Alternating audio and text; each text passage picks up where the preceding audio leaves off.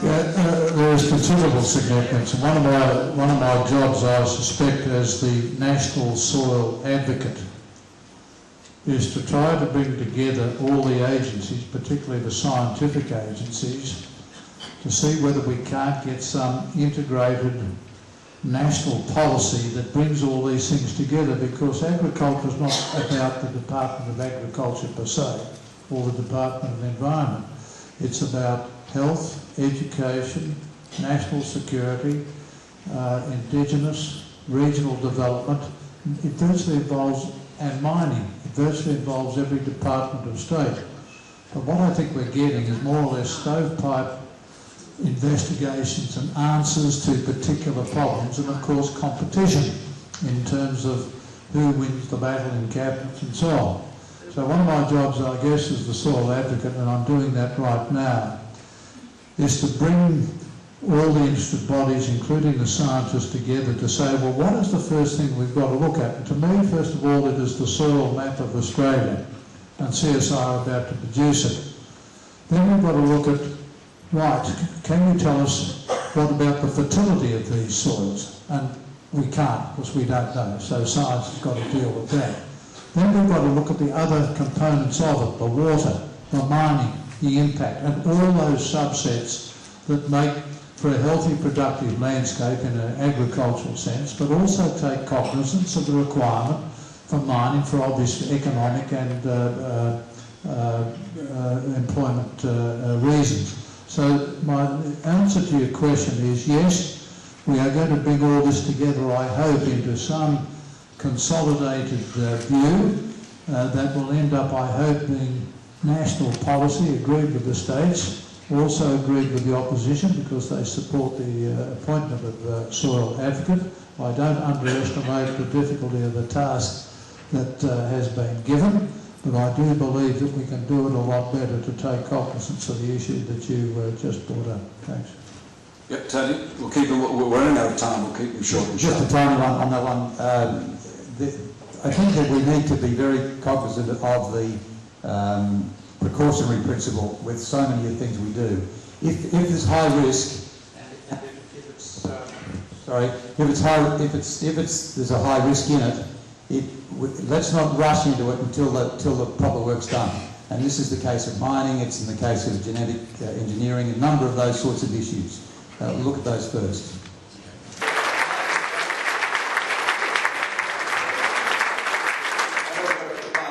Are you allowed now for us to actually speak, being a cocky from the bush? Yeah, ladies and gentlemen, I'm a farmer, a broadacre farmer from central New South Wales. I'm proud of it. I'm fourth generation. I've got next two generations of farmers on leave with, my grandson and my son. We've got some issues out there at the moment, talking about food security. Australian farmers are some of the most... Just try this so we guarantee. Australian farmers are some of the most innovative and adopters of technology in the world. We also care and love for our land. We've really changed our way of farming in the last 30, 40, 50 years. We don't wash chemicals down creeks. We're under so much rules and regulations that we really are being productive. But you've got to look at the likes of Griffith. It's a horticulture-owned area. We've seen hundreds of acres of oranges and lemons area being bulldozed out because of what's happening with our imports and everything else. We've seen the dairy farms in Queensland, where we've seen something, we've lost something like 2/3 of our dairy farms in Queensland. They're actually importing milk into Queensland because we're losing our dairy farmers. What we want to see is what's going to happen. I'm a young farmer. One of the most challenging issues going forward is the increasing age of our farmers and the high debt levels of our farmers due to drought and the high dollar. How do we get the young farmers to stay and come back to land when faced with such challenges and the lure for the mining industry?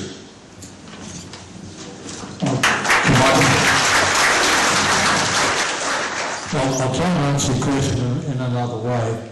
For a couple of years now, I've been trying to articulate some fundamental premises that I think should be considered as part of national policy in respect to looking after farmers. The first is that the nation should look upon its soil and water as its primary national natural strategic assets. It's not coal we're around, it's soil and water, and manage them accordingly in an integrated way. The second is to recognise farmers and reward them fairly, not just for their product of food and fibre, but to reward them for caring for their landscape. In other words, it's not about drought relief and so on, it's to reward farmers on behalf of us all and our grandchildren for the way that they improve the health of their landscape for a higher productivity, more healthier foods and sustainability. The third is to recognise that in so doing, this is not a stovepipe setup. We have to have it managed to take in all the competing and interested organisations that I spoke about earlier, and to my mind that has got to be run by a Deputy Prime Minister equivalent status person at federal and at state level, all singing from the same sheet of music. And the third and the final bit, I think, was to look at the potential of well-managed agriculture to pull down CO2 and sequester it, because it's the ground cover that will deal with climate and temperature and so on and so forth as a primary objective. So that's the philosophy that I hope that we'll get through, and if those are managed properly, then I think pricing and so on will hopefully take care of itself. Tony, no one's doing it better than what you're doing in Balloon Creek. What's the answer? I don't necessarily the answer, but I totally support what you're saying, and it's a critical issue for the future generations and what we're leaving to our children and grandchildren. One of the problems we have in Australia is that all of the stakeholders involved in the land if you look at the key stakeholders being the suppliers of product, they are controlled by those companies are controlled by someone who the head of lives in a city. The customers are, which are the major supermarkets, etc., they're run by people who live in a city. The people who lend the money, the banks, are headed up by people who live in a city. The politicians who make decisions generally live in a city. The bureaucrats live in a city. You cannot understand what's going on out there unless you've been there, and so it's, and I often use the analogy, it's like trying to describe an apple to somebody, or the taste of an apple to somebody, and expecting to know what it tastes like. You cannot know what an apple tastes like unless you've tasted the apple. And it's so important to get the people who are making these decisions out there where they can actually see what's happening. Now, they can't feel it and they can't do it, but which is the real teacher, but at least if we can get them to listen to the people who do know, and that's the farmers and the people who are out there. That's part of the solution, but there are a lot of other questions as well to bring all this together. And one thing I have, and Michael and I have talked about before, is that we have a reserve bank for water in this, for a reserve bank for money in this country. The Reserve Bank, which was set up some years ago to take it out of politics and certain decisions out of politics. We've actually and I like to throw this out there and let's talk about it. What about a reserve bank for water, or a reserve bank for natural resources, where certain decisions could be made independent of politics? And I think I'd love to hear some sort of dialogue on that one. Thank you. Tony, you're on a roll, mate. Just a very quick comment. I think that these are the issues that if, say, small task forces were set up to deal with these questions, then they can be looked at properly. Instead of just rushing into making short-term political decisions and everybody arguing with each other. And even within this organisation, there could be small task forces set up of interested parties who would love to just sit down, maybe 10 people, and draw in other expert information as well, just to talk about these particular issues that we might nominate. But aren't there, as Michael said at the start, aren't there some no-brainers, Tony? I mean, your farm is a no-brainer. Anyone who's got doubts about what to do with water needs to see your farm, and there's no grey area. That's black and white. Well, that's true. It's mainly through the.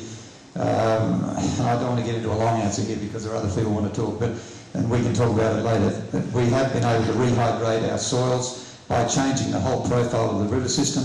so that the floodplain is rehydrated. It increases the carrying capacity by nearly 50%, simply because the bed of the river is raised, the water level is raised. That tells you the water table under the whole floodplain, which means you can grow an awful lot more and everything's more sustainable and you're producing more carbon. This can be done. The regulations are not allowing it, but it can be done. It can be done here, and it can be done in any climate, and it can be done like in the deserts of Western Australia. Michael, last word? Yeah. I chair a group called the Soils for Life group. It's not-for-profit. I mentioned earlier that it's just rolled out 20 best practice farming demonstrator sites. These are farmers that are using all the new techniques to work more in harmony with nature rather than against it. I'm not agreeing per se, but what they've shown is that in so doing, by integrating their management of their water, their soil and their vegetation, they've markedly reduced their input costs. They've got sustained productivity and so on, so they're onto a good thing. We'll roll out another 20 this year, that makes 40.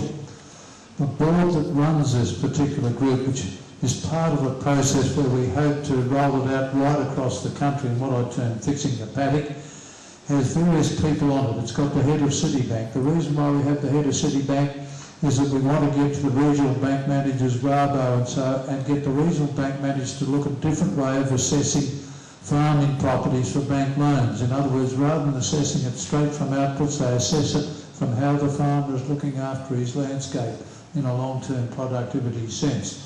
We've got the Senior Dean of the Deans of Agriculture on the board. Why? Because we've got to go through a retraining process through the agricultural colleges and the universities of what is taught to our agricultural scientists and farmers to meet the new conditions. And we have a range of other people, media people and so on that board to meet those particular requirements. So I'm hoping over time, along with the soil advocacy role, we'll get the fixing of the paddock right linked into the higher level policy requirement, which, as Tony said, a lot of it's regulatory and so on, which we've got to deal with. Now, this is not going to be a 12-month job. It's going to be 10 or 15 or 20 years. But I'm absolutely certain that we're on the right track. We've got a plan, it's a good one, and we're jolly well going to implement it, all things being equal. I just want to take it to a slightly different area which is connected. And that is that the increase in the food that we say that we're going to need, it's really the increase in nutrition we're looking for, not the volume of food. Food and nutrition are not necessarily the same thing anymore. It used to be assumed that the more food there was, the more nutrition there would be. We can't say that anymore. So we had a conference recently at our farms where the Institute is for doctors and for GPs. And it was the theme of the conference, and by the way, they got twice as many points for this one as they normally get because it wasn't supported by a drug company. The theme of it was prevention is better than early detection and possible. The point is that we will not be able to afford healthcare and aged care in the future. We will not be able to afford it in the next generations. And so that we need to get into that prevention area. That goes to the fact that, I mean, even the breast milk thing came up. If women's breast milk can be affected by the quality of the food they're eating, which comes from the plants and animals that they're eating, that comes out of the soil that has been denuded and is and it was all out of balance. So we have to get back in nutrition to help health, and then that gets back to the plants and the animals and back to the quality of the soil, and that's very important. What about the powerful vision that Tony Coote, as founder of the Malone Institute, is working towards? A sustainable and profitable farming model, turning climate change into an opportunity rather than a threat. Tony rightly observed, it's not what you say in life, it's what you do that matters. He's a living example of that admonition.